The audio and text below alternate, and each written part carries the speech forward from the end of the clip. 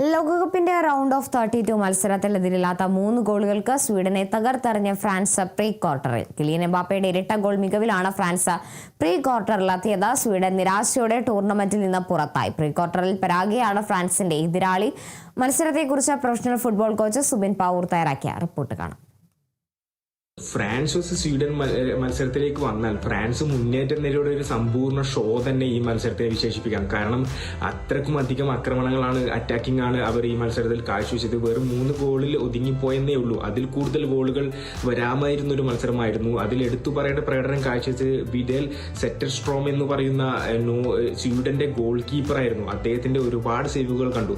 അങ്ങനെ 45-ാം മിനിറ്റിലായിരുന്നു ആദ്യ ഗോൾ പിറന്നത്. ആദ്യ ഗോളിന് വഴിയൊരുക്കിയത് ഒലീസയുടെ ഒരു മുന്നേറ്റം തന്നെയായിരുന്നു. ഈ മത്സരത്തിൽ എടുത്തു പറയേണ്ട പ്രകടനം കാഴ്ചവെച്ചത് 11-ാം നമ്പർ താരം ഒലീസയായിരുന്നു. 2 അസിസ്റ്റുകളായിരുന്നു അദ്ദേഹം ഈ മത്സരത്തിൽ ഫ്രാൻസിനായി നൽകിയത്.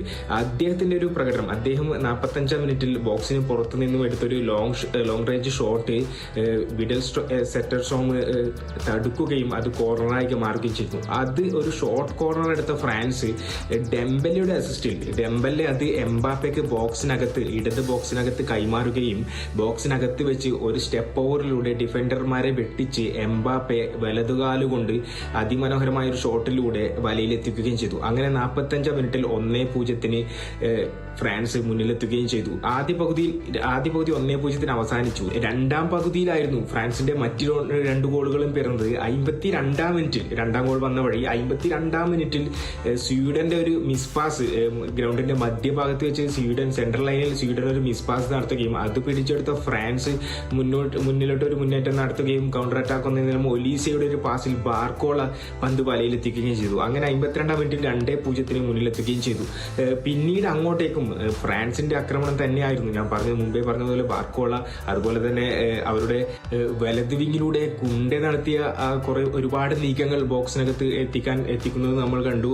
ആ ഒരു നീക്കം കുണ്ടെ, ഒലീസെ, ഡെംബലെ ആ ഒരു സൈഡിൽ കൂടെ വലത് വിങ്ങിലൂടെ അവർ ഒരുപാട് നീക്കങ്ങൾ നടത്തുന്നതും കണ്ടു. അങ്ങനെ 74-ാം മിനിറ്റിൽ എംബാപ്പയുടെ 2-ാം ഗോൾ, അതുപോലെ തന്നെ ഫ്രാൻസിന്റെ 3-ാം ഗോളും പിറന്നു. 74-ാം മിനിറ്റിൽ ഒലീസയുടെ അസിസ്റ്റിൽ എംബാപ്പെ ബോക്സിനകത്ത് വെച്ച് വലങ്കാല് കൊണ്ട് ഒരു അതിമനോഹരമായ ഫിനിഷിങ്ങിലൂടെ ആദ്യ ഗോളിന് സമാനമായി ഒരു പവർഫുൾ ഷോട്ടിലൂടെ എംബാപ്പെ 2-ാം ഗോളും കണ്ടെത്തുകയും ചെയ്തു. അങ്ങനെ 3-0 ഒരു വിജയം ഫ്രാൻസ് കരസ്ഥമാക്കി പ്രീ ക്വാർട്ടറിലേക്ക് കടക്കുകയും ചെയ്തു.